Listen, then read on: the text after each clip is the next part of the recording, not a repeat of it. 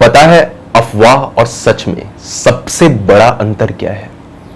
कि जो सच है ना, उसका एक जीता जागता प्रमाण है, आप उसे प्रूफ कर सकते हैं, उस चीज को कोई नकार नहीं सकता। लेकिन अफवाह जो है वो मन घड़ंत किस्सा है। सच हो जाए तो वाह वाह और झूठ हो जाए तो किसी को कोई ब्लेम नहीं कर सकते। जैसे कि अगर मैं कहूं कि इस धरती पर आपका वजूद ग्रेविटी के चलते है, इस सूरज का भी वजूद ग्रेविटी के चलते है, पूरा यूनिवर्स जो है वो कहीं ना कहीं कनेक्टेड है, और ये जो सूरज है, धरती है, ये सब कुछ जो आपस में चक्कर लगा रहे हैं ग्रेविटी की बदौलत हो रहा है। तो इसको मैं प्रूव कर सकता हूं। लेकिन अगर मैं ये कहूं कि 2000 के नोट के अंदर चिप है, ये एक अफवाह है, इसका कोई प्रमाण नहीं है, कोई इसका प्रूफ नहीं है। लेकिन लोग जो होते हैं वो अफवाह को या तो सच मानते हैं या झूठ मानते हैं। लेकिन ज्यादातर लोग ऐसे होते हैं दुनिया में जो अफवाह को एक सच मान लेते हैं। अगर कोई चीज नई नई मार्केट में आई, ताजा ताजा एक खबर निकल कर आई, तो लोग उससे रिलेटेड अफवाह को सच मान लेंगे, चाहे कुछ भी हो। अफवाह के सच या झूठ होने से इतना फर्क नहीं पड़ता, लेकिन फर्क तब पड़ता है जब उस अफवाह के चलते किसी की मौत हो जाए। एक अफवाह फैल गई, छोटी सी कोई भी अफवाह, उस अफवाह ने एक इंसान की जिंदगी को पहले तो बर्बाद किया, उसके बाद उस अफवाह ने उस इंसान की जिंदगी को छीन लिया। तो ये जो चीज है ना, ये बहुत घातक होती है। तो आज की जो कहानी है वो एक ऐसी ही अफवाह से रिलेटेड है जो पहले तो झूठ थी, पहले एक वक्त तक तो वो झूठ थी, लेकिन उस अफवाह ने एक ऐसा मोड़ लिया जिसके चलते वो अफवाह एक सच बन गई। आपको बात शायद समझ नहीं आई होगी, पूरी कहानी आप सुनिए, आपको समझ में आएगा मैं क्या कहना चाहता हूं। तो क्या है पूरा मामला, ये मैं आपको विस्तार से बता देता हूं। बात ये कुछ आज की नहीं है, आज से कुछ 5-10 साल पुरानी बात, ऐसा कुछ नहीं है इंसिडेंट। ये इंसिडेंट बेसिकली आज से कुछ 50 साल पुराना है, यानी कि लगभग समझ लीजिए 1975 का दौर या 1973 का दौर था, उस वक्त की ये बात है। गांव पड़ता है यहां पर मध्य प्रदेश में, उस गांव का मैं नाम नहीं ले रहा यहां पर। उस गांव के अंदर एक अफवाह फैल गई कि एक औरत जो है ये यहां पर बच्चे चुराती है, उनका अपहरण करती है और उनको मार देती है, और ये एक डायन है, और जो इसको अपना बच्चा नहीं देगा ये उसे भी मार देगी। ये एक अफवाह फैली थी कुछ 1975 में मध्य प्रदेश के एक गांव में। अब उस वक्त पर कोई फैक्ट चेकिंग वगैरह तो होती नहीं थी, और गांव के अंदर एक बात फैली तो भाई बात का 2 से 4 होने में ज्यादा वक्त लगता नहीं। अब कई लोगों ने ऐसा कहा उसके लंबे लंबे नाखून हैं, उसकी बड़ी बड़ी आंखें हैं, जुल्फे बहुत लंबी हैं, लाल साड़ी पहन करके आती है, और कई लोगों ने यह भी कहा कि उसकी जो टांगे हैं वो उल्टी हैं, और अगर उसको बच्चा ना दिया जाए तो पहले तो वो हिप्नोटाइज करती है और उसके बाद में वो बच्चे को लेकर के चली जाती है। वो बच्चों का खून पीती है, कईयों ने कहा उसका मांस खाती है, और उससे वो सदा जवान रहती है। देखा किसी ने नहीं था, लेकिन ये बात जो थी ये पूरे गांव में फैली हुई थी। उसका कहर बहुत भयानक था, और लोग कहते थे अमावस्या की रात को आती है, कई लोग कहते थे पूर्णिमा की रात को आती है, कई लोगों का कहना था बरगद के पेड़ पर रहती है, पीपल के पेड़ पर रहती है, यहां पर अगर कोई काला जादू करके उसको बुलाए और उसे किसी परिवार पर छोड़ दे तो उस परिवार का वो सर्वनाश कर देती है। तो ये सारी बातें फेमस थी, लेकिन किसी ने देखा नहीं था। और ये बात भी सच थी कि उस गांव में से बच्चों की जो तादाद थी वो कम होती जा रही थी। तो एक जगह पर ये सच भी था और एक जगह पर ये मनगढ़ंत कहानी भी। आधा सच था लेकिन आधी बात लोगों ने अपने आप से जोड़ रखी थी। बेसिकली यहां पर प्रकाश नाम के एक शख्स रहा करते थे आज से कुछ 50 साल पहले उस गांव में। वो आज भी जिंदा है और आज वो दिल्ली में रह रहे हैं, और ऐसा कोई भी दिन, ऐसी कोई भी रात उनकी नहीं गुजरी जिसमें वो डरे ना हो। उनको डर लगता है कि कहीं उनका हश्र बहुत बुरा ना हो। एक डर जो है वो उनका हमेशा से यहाँ पर पीछा करता आया है, और डर के साए में ही उन्होंने अपनी पूरी जिंदगी बिताई है। उस वक्त पर उनकी उम्र कुछ 22 साल के आसपास थी, आज कुछ 72 साल के आसपास होंगे वो। तो ये इंसिडेंट जो था ये मध्य प्रदेश में हुआ। तो मैं पूरी बात आपको डिटेल में बताता हूं। अगस्त का महीना चल रहा था, 1975 का साल था, डेट एग्जैक्टली उन्हें याद नहीं है। उस वक्त पे वो गांव में टहल रहे थे, दोपहर का वक्त था, बिजली होती तो थी नहीं उस वक्त पे, और शहरों में हुई तो हुई, गांवों में तो ना के बराबर। गर्मी का मौसम था और यहाँ पर सिर्फ खेतों में जाने के अलावा उनके पास कोई काम नहीं था। खेत थे उनके काफी सारे वहां पे वो जा रहे थे और अपनी ही धुन में वो मग्न थे। कुछ फिल्मी गाने यहाँ पर गुनगुनाते हुए जा रहे थे वो। उन्होंने देखा कि एक बरगद के पेड़ के आसपास कुछ 3-4 बच्चे खेल रहे हैं। वो बरगद का पेड़ एक बड़ा सा था और उसके आजू बाजू वो बच्चे घूम रहे थे। 4 बच्चे थे कुल मिला करके। उम्र रही होगी कुछ 6 से 8 साल, इससे ज्यादा की उम्र उन बच्चों की नहीं थी। प्रकाश ने एक बार उनकी तरफ देखा और बस स्माइल कर पड़े। शायद उन्हें अपना बचपन याद आया हो और ऐसे देखते देखते वो आगे बढ़ गए। कुछ 2-4 कदम ही वो बड़े होंगे कि उन्होंने दोबारा से देखा कि उस पेड़ के आसपास सिर्फ 3 बच्चे खेल रहे हैं। पहले उन्हें बड़ा अजीब लगा कि अभी तो 4 थे, या कहीं मैंने तो गिनने में कोई गलती नहीं कर दी, और सूरज भी बहुत तेज है तो शायद आंखों में चौंध इतनी ज्यादा पड़ गई हो कि मैं ढंग से देख ना पाया हूं।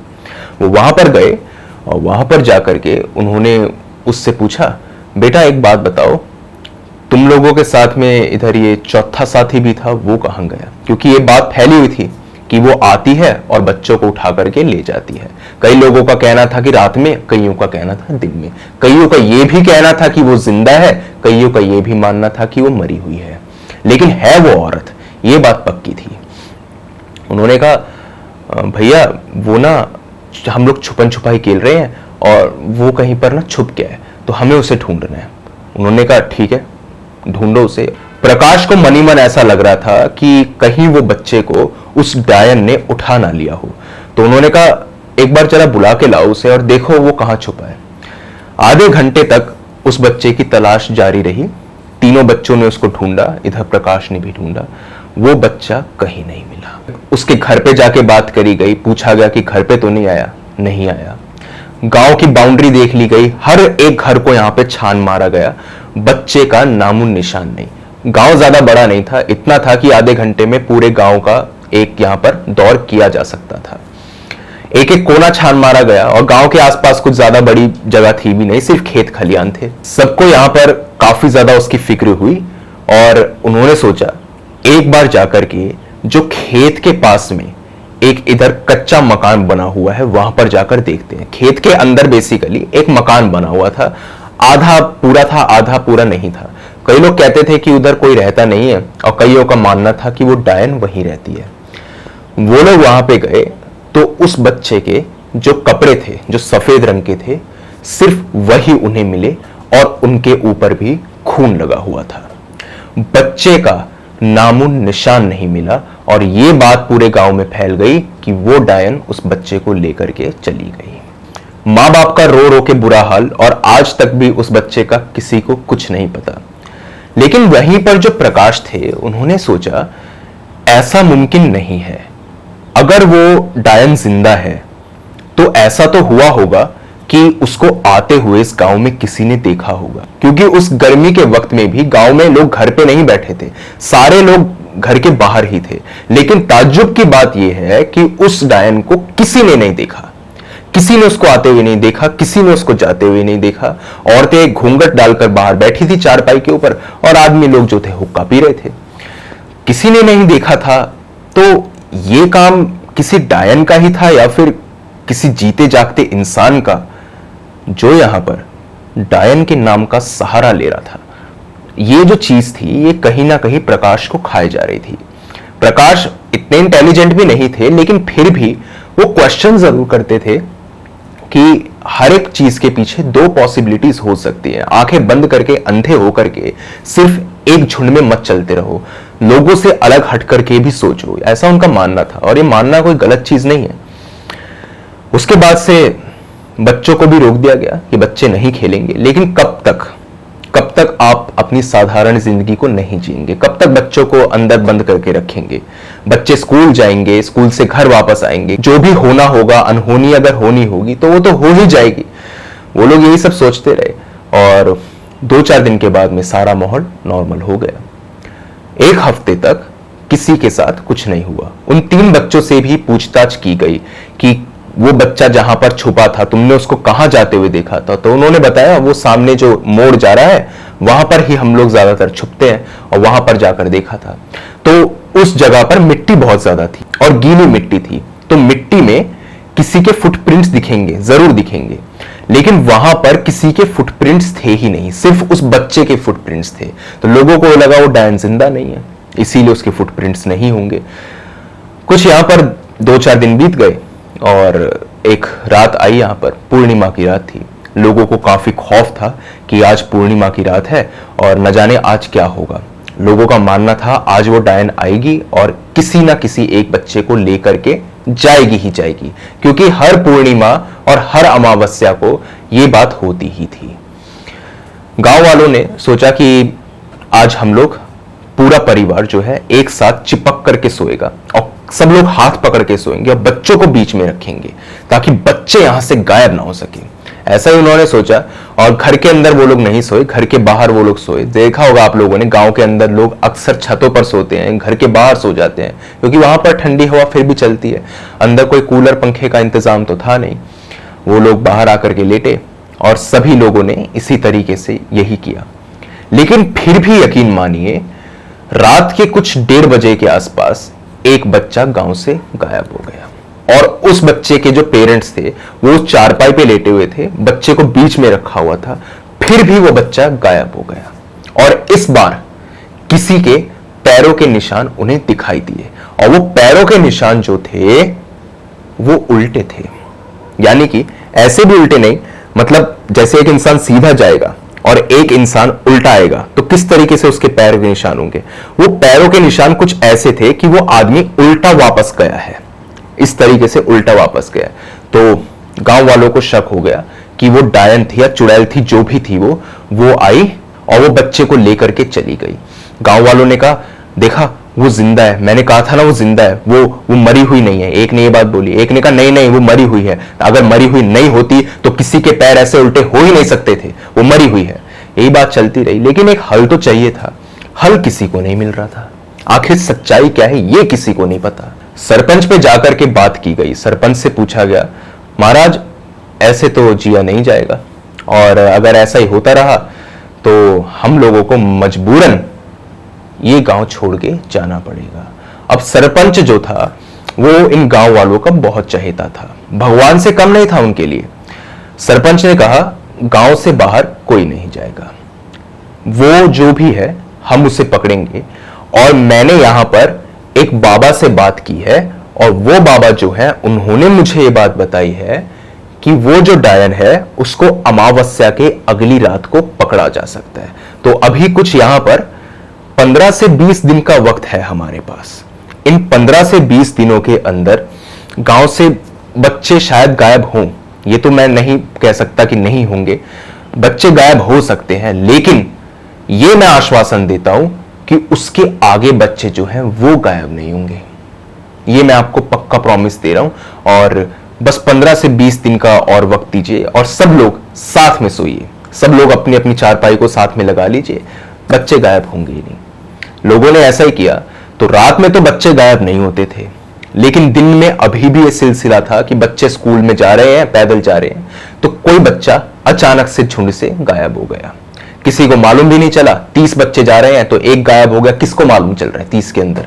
वो बच्चा कहां चला जाता था कहां नहीं किसी को नहीं पता। इक्का दुक्का बार किसी ने कहा भी है कि एक बच्चा जो है उसको खेत की तरफ जाते हुए देखा है, एक को पीछे जाते हुए देखा है, एक को इधर जाते हुए देखा है और एक को तो अपने घर जाते हुए देखा है।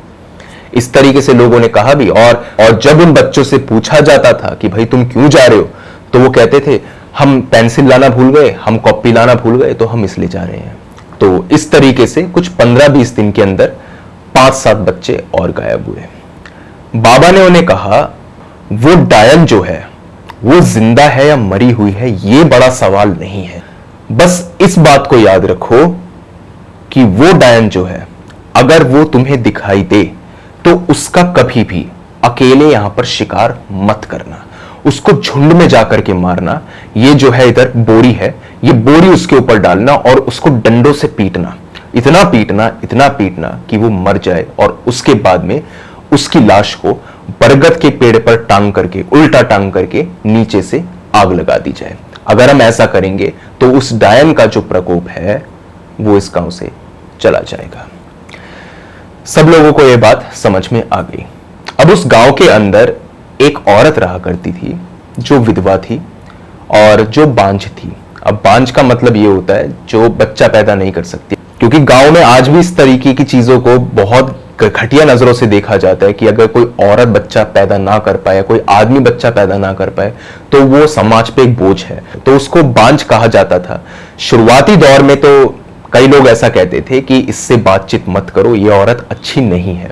But over the period of time, कुछ 5-7 साल के अंदर उस औरत की जो रेपुटेशन थी वो गांव में काफी अच्छी हो गई। और कमाल की बात यह है कि वो औरत सुंदर बहुत थी। उस औरत के अंदर कोई कपट नहीं था, किसी भी तरीके से वो लोगों को भड़काती नहीं थी, लोगों को अच्छी बातें सिखाती थी, सारे धर्मों के लोगों को एक साथ जुड़ करके रहने की बात करा करती थी और ये कहती थी कि कभी भी लड़ाई झगड़ा ये सब चीजें नहीं करनी चाहिए। तो लोगों को उसकी बात काफी अच्छी लगती थी और एक तरीके से वो संत थी। इसी के साथ में वो ऐसी नहीं कि संतों के कपड़े पहनती थी या लोगों से मिलना जुलना नहीं करती थी या बहुत ही ज्यादा अच्छे तरीके से ओवर एक्टिंग करके बात किया करती थी, बहुत पॉजिटिव वे में बात करती थी। नहीं, वो नॉर्मल लड़की थी, लेकिन एक ऐसी औरत जिसको दीन दुनिया की काफी समझ थी और लोगों की प्रॉब्लम्स को वो सॉल्व करना जानती थी। तो लोग उसकी बहुत इज्जत करते थे। गांव के कई मर्द जो थे वो उसकी खूबसूरती पर भी फिदा थे, लेकिन उसका ऑरा ऐसा था कि कोई भी जाकर के उसको डायरेक्ट अपनी दिल की बात नहीं बताता था कि हम आपको यहां पसंद करते हैं, हमारे मन में आपके लिए ये फीलिंग है। वो समझती थी इस बात को कि गांव के कुछ मर्द जो हैं वो ये सपना देखते हैं कि वो उनकी हो जाए, लेकिन उसको अब इन सब चीजों से कोई लेना देना नहीं था।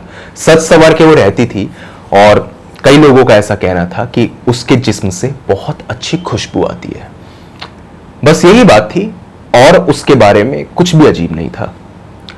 एक बार गांव में अमावस्या से कुछ 1-2 दिन पहले यह अफवाह फैल गई कि जो इधर निम्रत नाम की औरत है वही यहां पर डायन है। निम्रत ही वो औरत है जो यहां पर बच्चों को उठा करके ले जाती है, वो बच्चों को यहां पर मारती है, उनकी बलि देती है, क्योंकि बच्चों की लाशें कभी नहीं मिलती थी। उनकी लाशों को वो फेंक देती है, खा जाती है, पता नहीं क्या करती है। और ये बात जो थी ये सरपंच ने खुद बोली कि मैंने और मेरे आदमियों ने इस चीज को देखा है और ऐसा ऐसा हुआ है। गांव वालों को पहले तो यकीन नहीं हुआ, निम्रत ऐसा कैसे कर सकती है, वो तो बहुत सुशील और बहुत अच्छी लड़की है। उन्होंने सरपंच से पूछा भी, महाराज ऐसा नहीं हो सकता, वो तो बहुत सुशील लड़की है। उन्होंने कहा कभी तुमने सोचा है कि वो इतने अच्छे से कैसे रह लेती है? विधवा वो है, बांझ वो है, कभी पूछा वो कमाती क्या है, कभी पूछा वो करती क्या है? नहीं पूछा, तुम लोगों ने कभी नहीं पूछा। वो इतनी खूबसूरत कैसे है, इतना तेज, इतना ग्लो उसके फेस पे कैसे है, उसके बाल इतने सुंदर कैसे हैं, उसकी साड़ी इतनी सुंदर कैसे, उसकी जिस्म से ऐसी खुशबू कैसे आती है? कभी सोचा तुमने? तुम लोगों ने कभी नहीं सोचा। और यही तुम्हारी और मेरी भी सबसे बड़ी गलती है और इसी के चलते गांव के इतने बच्चे कुर्बान हो गए। वो यहां पर उन बच्चों की बलि देती है। गांव वालों को लगा बात तो झूठ नहीं हो सकती, अगर सरपंच बोल रहा है तो बात झूठी नहीं होगी, क्योंकि सरपंच को वो भगवान मानते थे। लेकिन फिर भी निम्रत के घर पे जाकर उसको मारना एक बहुत बड़ी बात थी।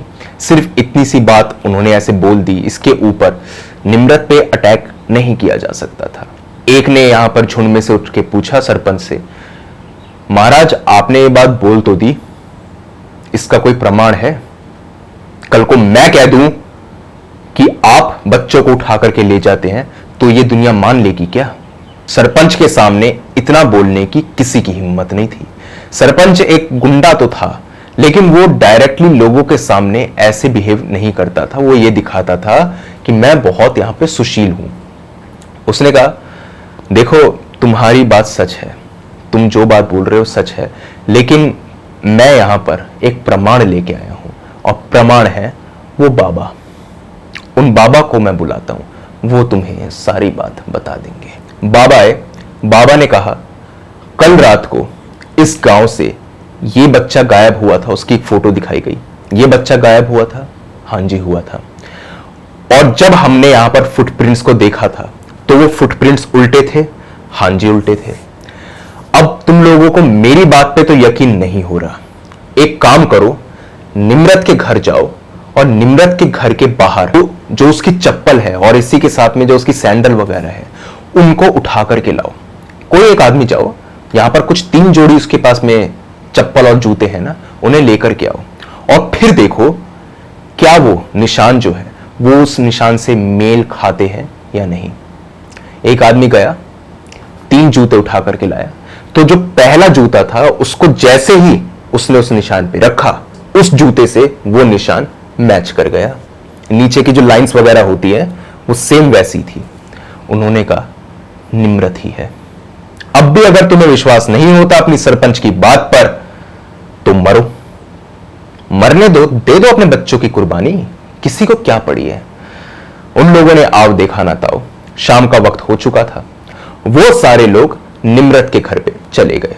अब प्रकाश की बात मैं बता दूं, प्रकाश उस वक्त पर गांव से बाहर थे, कोई जरूरी काम था उन्हें, वो गांव से बाहर गए थे। उन्हें कुछ नहीं पता था इन 15-20 दिनों के अंदर क्या हुआ है, वो तो गांव वालों से सुन के उनको मालूम चला। वो अपने घर में उसी शाम वापस आए थे। उन्होंने देखा गांव में कई लोग मशाले लेकर के इधर उधर दौड़ रहे हैं और निम्रत जो है वो इधर आगे आगे दौड़ रही है और अपनी जान बचा रही है और भीख मांग रही है, कोई दरवाजा खोल दो, मुझे बचा लो, दरवाजा खोल दो। और जितने भी लोग उसके पीछे भाग रहे थे वो सारे मर्द थे, औरतें और बच्चे जो थे वो अपने अपने घरों में छुपे हुए थे। सरपंच ने कहा था कोई उसको पनाह नहीं देगा, अगर उसको कोई पनाह देगा तो उस आदमी का भी वही हश्र होगा जो यहां पर निम्रत का होने वाला है, क्योंकि वो यहां पर तुम्हें हिप्नोटाइज कर देगी और फिर तुम उसके गुलाम बन जाओगे।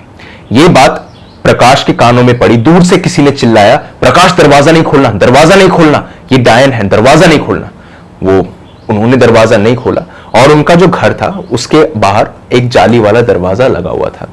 वो जाली वाले दरवाजे से सब कुछ देख रहे थे। निम्रत आई और उन्होंने यहाँ पे गेट को खटखटाया, मुझे बचा लो प्रकाश, मुझे बचा लो, ये लोग मुझे डायन समझ रहे हैं, मुझे बचा लो, मैं डायन नहीं हूं, मैं डायन नहीं हूं, ना मेरे पैर उल्टे हैं, मैं चुड़ैल भी नहीं हूं, मैं कुछ नहीं, मैंने बच्चों को नहीं उठाया, मैं तो खुद जानना चाहती थी कि इन बच्चों को किसने मारा है। उसने इतना ही बोला और जैसे ही उसने इतना बोला पीछे से किसी ने उसके सर पे खींच के डंडा मारा।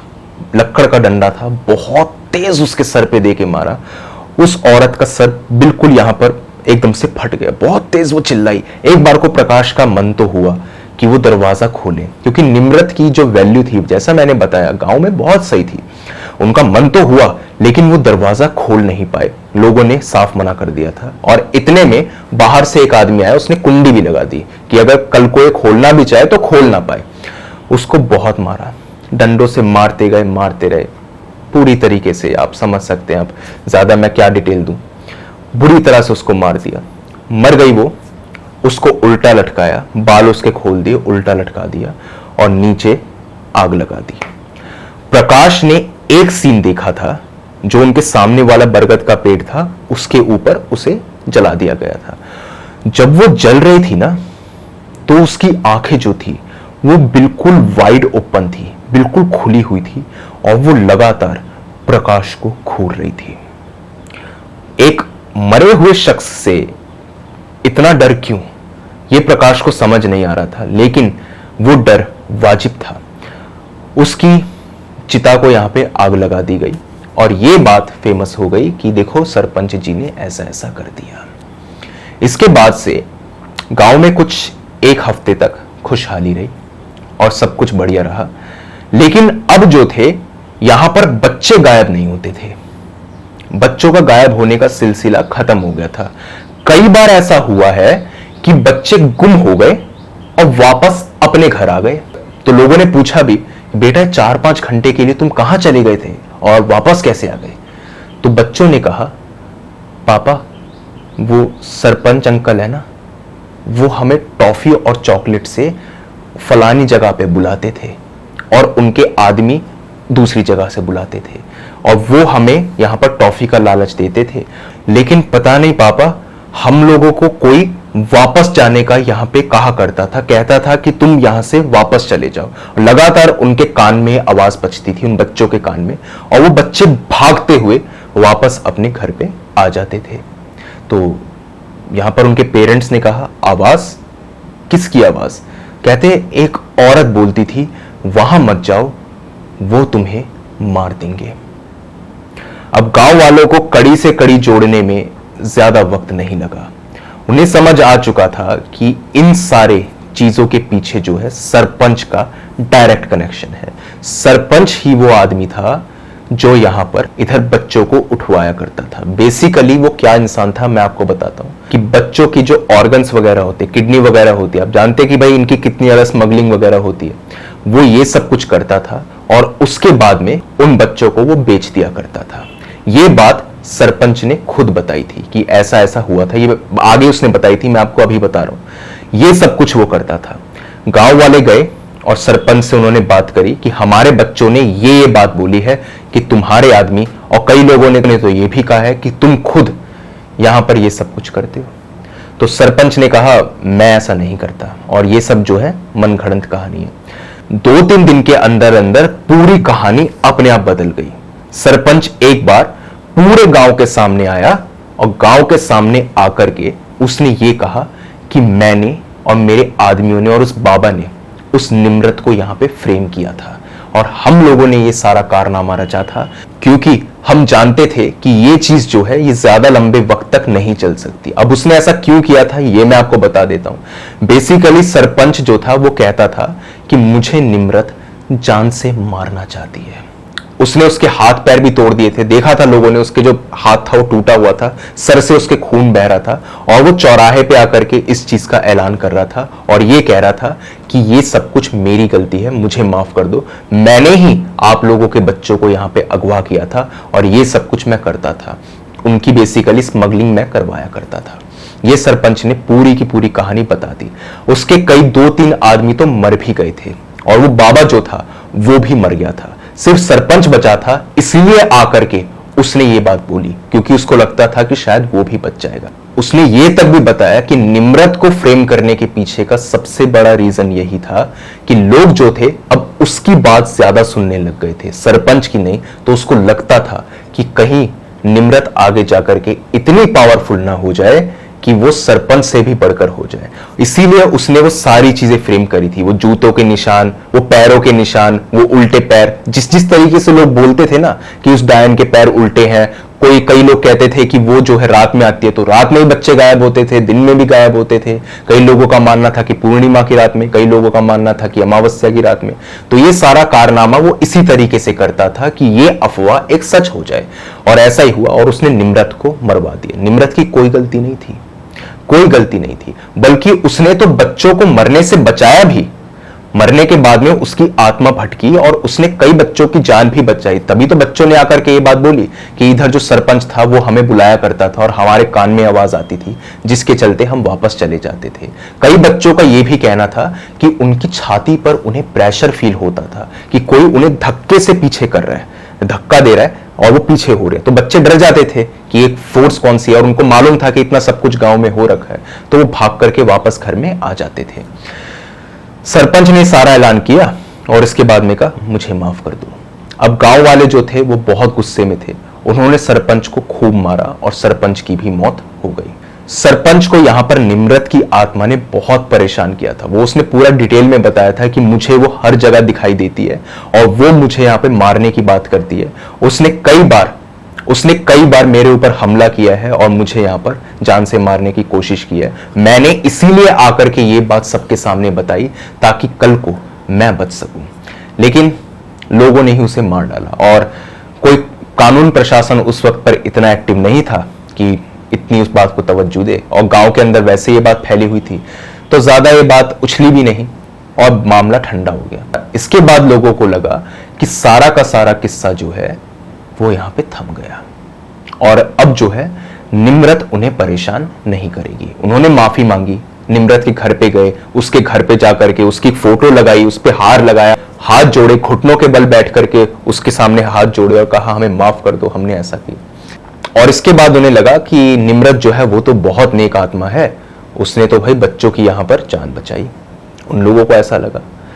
एक दो दिन और बीते होंगे, लेकिन अब गांव के बाकी लोग यहां पर मरना शुरू हो गए। एक बार एक शख्स यहां पर रास्ते से जा रहा था, चुपचाप जा रहा था। न जाने उसके ऊपर कौन सा भूत सवार हुआ, क्या हुआ। उसने जाकर के उस बरगद के पेड़ पर अपने सर को इतनी बार देकर के मारा कि वो बंदा लहूलुहान होके मर गया। बिल्कुल ठीक था, वो डिप्रेशन में नहीं था, किसी प्रॉब्लम में नहीं था, कोई दिक्कत नहीं थी, लेकिन उसने अपने सर को इतनी बार हिट किया और एक गांव के कई लोगों ने देखा था। इसी के साथ में गांव के कई लोग ये बात बोलते थे कि हमें यहां पे निम्रत दिखाई देती है और वो सपनों में आकर के हमसे ये बात बोलती है कि तुमने जिस तरीके से मुझे मारा है, मैं भी तुम्हें उसी तरीके से मारूंगी। अब गांव वाले ये बात समझ चुके थे कि जितने भी लोग इन सब चीजों के अंदर इन्वॉल्व थे, उनकी मौत पक्की है। गांव में औरतें और बच्चे जो थे, सिर्फ वो यहां पर सेफ थे, क्योंकि औरतें और बच्चे जो थे उनका कोई रोल यहां पर नहीं था। लेकिन गांव के सारे आदमियों को, लगभग सारे आदमियों को निम्रत की आत्मा परेशान करती थी। वो धमकी दे करके जाती थी और कई लोग जो थे वो अपना मानसिक संतुलन खो बैठते थे। कई लोग जो थे वो खुद सुसाइड कर लिया करते थे और कई लोगों की तो रहस्यमय तरीके से मौत हो जाती थी। रहस्यमय तरीके से कैसे? जैसे कि गांव में एक बार 3-4 लोग यहां पर तीर्थ यात्रा के लिए निकले थे। तो वो लोग जब रोड क्रॉस कर रहे थे तो उन्होंने देखा कि उनका एक साथी रोड पर बिल्कुल टिक गया, बिल्कुल चुपचाप वो खड़ा हो गया। ना वो पैर आगे हटा रहा है ना पीछे हटा रहा है, और रोड जो थी वो खाली थी, उधर ना आगे से ट्रैफिक आ रहा था ना पीछे से। इतने में बाजू वाली लेन में से एक बस जा रही थी, चुपचाप वो बस जा रही थी। उसको लोगों ने कहा कि तू क्या कर रहा है, आगे बढ़। वो बंदा यहां पर हंसने लगा, पैर उसके जमीन पर टिके हुए थे। वो उल्टा भागा और बस के सामने कूद गया, और वो बिल्कुल दिमागी तौर पे सही था। तो कई लोगों की ऐसे भी मौत हो गई, 5-7 लोग यहां पे मर गए। उन्होंने यहां पर एक बाबा से बात करी और उनको सारा किस्सा यहां पे बताया। बाबा ने कहा, देखो ये जो जगह है, ये जगह श्रापित हो चुकी है। इस गांव के अंदर किसी का भी रहना खतरे से खाली नहीं है। बेसिकली जो निम्रत की आत्मा थी वो पवित्र थी। तुम लोगों ने सिर्फ एक अफवाह पे विश्वास किया और उसके साथ में इतना गलत किया। अब वो जो है यहां पे बदला चाहती है हर उस शख्स से जो यहां पर डायरेक्टली उसकी मौत में रिस्पॉन्सिबल है। तो जितने भी लोग हैं वो यहां से चले जाएं। तो गांव जो था वो कुछ 2-3 दिन के अंदर अंदर ही यहां पे खाली हो गया। कुछ 15 से 20 लोग जो थे, 15 से 20 घर जो थे, वो यहां पे माइग्रेट कर गए, अलग अलग पार्ट ऑफ द इंडिया में वो लोग चले गए। प्रकाश ऑन द अदर हैंड उसी गांव में रहते थे, और बाकी कुछ लोग भी थे जो वहां रहते थे, जिन्होंने यहां पर निम्रत को नहीं मारा था। उनके साथ कुछ गलत नहीं होता था।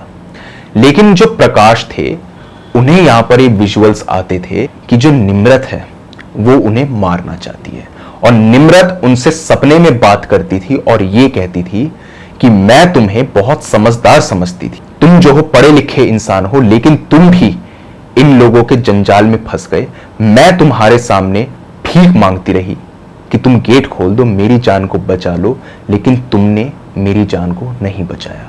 मैं तुम्हें इतनी आसानी से नहीं मारूंगी, तुम्हें तड़पा तड़पा के मारूंगी। और इधर जो प्रकाश थे, उनके साथ कई बार बहुत से हादसे हुए। बेसिकली वो एक बार खाना बना रहे थे, तो आपने देखा होगा गांव के बाहर जो होते कच्चे चूल्हे होते हैं, पक्के इधर चूल्हे वगैरह तो होते नहीं। तो उनका हाथ जो था लकड़ी से जल गया था, और उस जले हुए का निशान आज भी उनके हाथ पे है।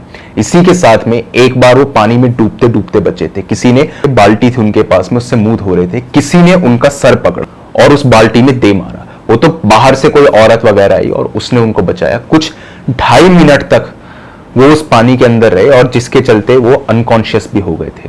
तो वो जो थी निम्रत, वो उनको खूब तड़पा रही थी, और वो यही चाहती थी कि वो प्रकाश को तड़पा करके मारे, क्योंकि प्रकाश जो थे वो सिर्फ एक आखिरी उम्मीद थे, जिसके चलते शायद उनकी जान बच सकती थी। ऑल्दो प्रकाश भी कुछ कर नहीं पाते, क्योंकि वो लोग जो थे शायद प्रकाश को ही मार देते, क्योंकि इधर सरपंच ने कहा था जो उसकी मदद करेगा उसका भी हश्र वैसा ही होगा। लेकिन फिर भी निम्रत की आत्मा जो थी वो इस बात को समझने के लिए तैयार नहीं थी। उन्होंने कई बार माफी भी मांगी कि मुझे माफ कर दो, मैंने ऐसा किया, मुझे माफ कर दो, लेकिन इस माफी का कोई असर नहीं था।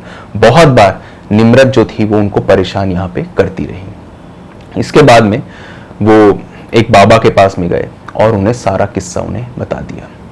बाबा ने कहा, देख इसके दो उपाय हैं, या तो निम्रत की आत्मा को मुक्ति दिला दी जाए, या फिर कोई ऐसा इंतजाम किया जाए जिसके चलते जो निम्रत है वो कभी तेरे आसपास ना फटक पाए। उसने कहा, बाबा मैं तो यही चाहता हूं कि निम्रत की आत्मा को मुक्ति मिल जाए। बाबा ने कहा, उसकी आत्मा इतनी वेंजफुल है और इतनी ज्यादा शक्तिशाली है कि उससे समझौता नहीं किया जा सकता। वो यहां पर अपना बदला चाहती ही है।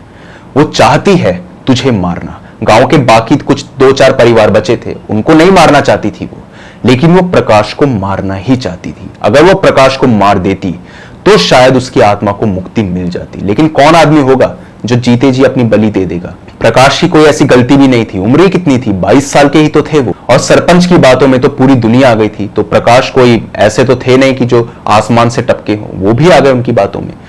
तो उन्होंने कहा, बाबा मैं क्या करूं? अगर उसको मुक्ति नहीं मिलेगी तो वो तो मेरा पीछा कभी छोड़ेगी नहीं। बाबा ने कहा, इतनी आसानी से हार मत मान। मैं यहां पर तमिलनाडु के एक मंदिर से होकर के आया हूं, और वहां से वो एक बेड़ी लेकर के आए थे। पैरों में जो बेड़ियां होती है ना, एक सिर्फ बेड़ी थी, वो कुछ चांदी की सी थी, वो लेकर के आए थे। उन्होंने कहा, ये जो बेड़ी है इसको अपने लेफ्ट पांव पे तू बांध ले, और इसको तुझे 2 साल तक नहीं खोलना। इसी के साथ में उन्होंने यहाँ पे एक यज्ञ किया, और यज्ञ के बाद में उन्होंने एक जानवर की यहाँ पे बलि भी दी। कोई यहाँ पर मुर्गी वगैरह थी, शायद काला जादू कर रहे थे। प्रकाश ने पूछना सही नहीं समझा, वो सब कुछ वो कर रहे थे। और उसके बाद में एक उन्होंने लॉकेट जो था, काले रंग का लॉकेट नॉर्मल सा, वो उसको यहाँ पे पहना दिया। कोई भगवान की फोटो वगैरह कुछ नहीं थी उसके ऊपर, वो उन्होंने पहना दिया और कहा, प्रकाश ये धागा जिंदगी भर तुम्हारे साथ रहना चाहिए।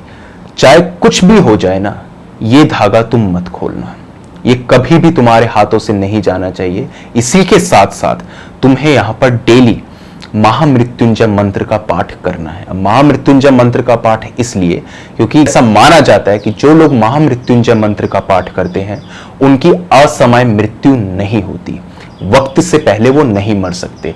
तो इसलिए महामृत्युंजय मंत्र का पाठ उन्होंने कहा, और इसी के साथ में उन्होंने एक राख दी और कहा, ये राख जो है ये मैं केदारनाथ से लाया हूं, वहां की मिट्टी है, खुद भोले बाबा का आशीर्वाद है, ये मान लो कि ये स्वयं भोले बाबा ही हैं।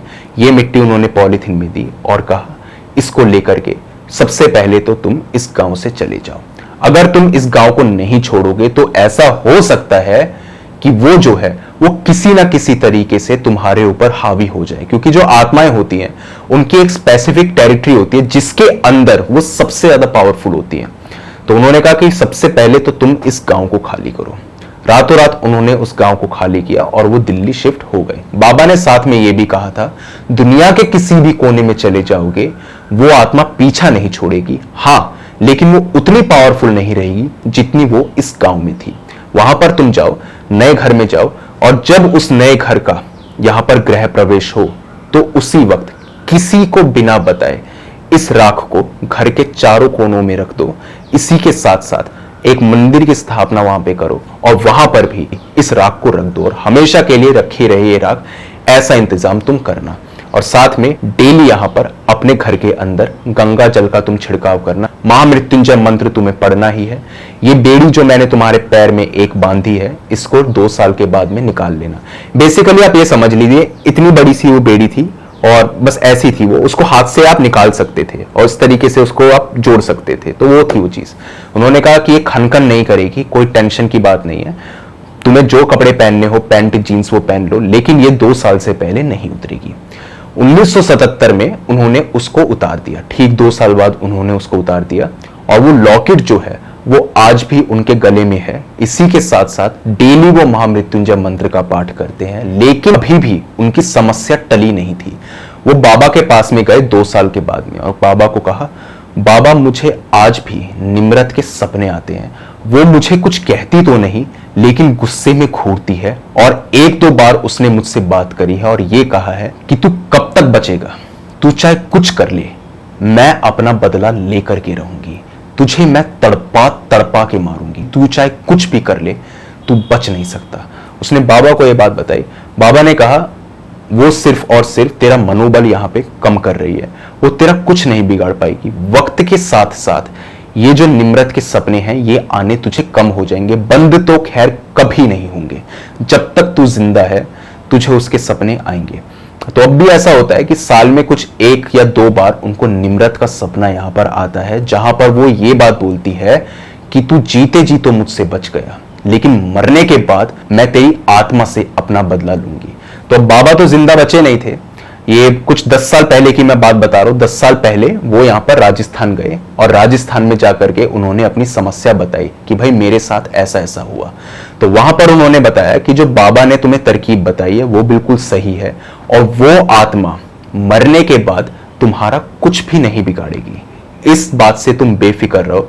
तुम जो महामृत्युंजय मंत्र का पाठ कर रहे हो और जो राख तुम्हारे पास में है, इसके चलते तुम अगर मर भी जाओगे तब भी वो तुम्हें अपना गुलाम नहीं बना पाएगी।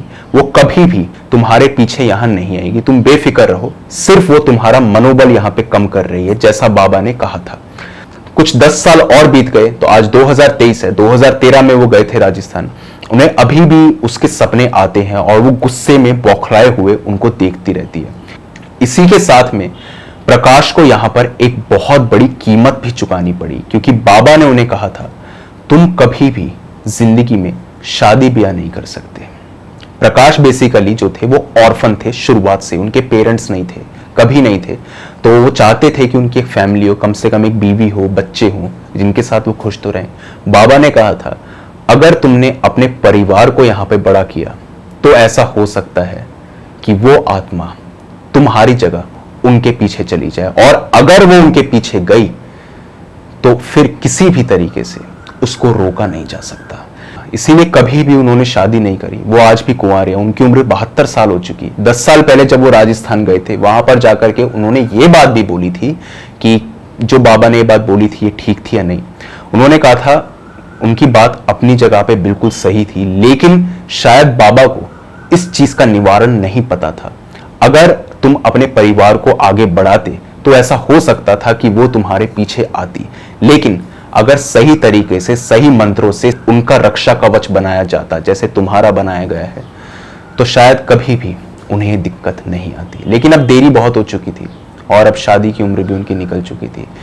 ये एक कीमत थी जो उन्होंने चुकाई, और ये कीमत वो आज तक चुका रहे हैं। और एक डर भी है उन्हें कि कल को उनकी मौत हो गई तो फिर उनका क्या होगा, क्योंकि आज उम्र काफी ज्यादा हो चुकी है। उम्र के वो उस पड़ाव पे हैं कि कभी भी वो उस दुनिया को छोड़ सकते हैं।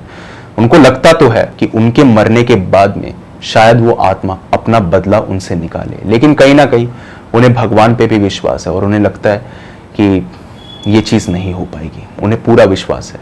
अब वो नहीं जानते कि उनके साथ क्या होगा, क्योंकि मरने के बाद तो किसी को कुछ नहीं पता। लेकिन हाँ, ये बात बिल्कुल सच है कि आज भी साल में 1 या 2 बार उन्हें निम्रत का सपना आता जरूर है, क्योंकि ये एक अनफिनिश्ड बिजनेस है। निम्रत उनसे बदला चाहती ही है, वो उन्हें मारना ही चाहती है, और बिना मारे वो चुप नहीं बैठेगी। और बाकी वो जो परिवार थे जो मध्य प्रदेश में रहते थे, जो उस गांव में रहते थे, क्या उनके साथ कभी कुछ अजीब हुआ? उनके साथ कभी भी आज तक कुछ भी अजीब नहीं हुआ।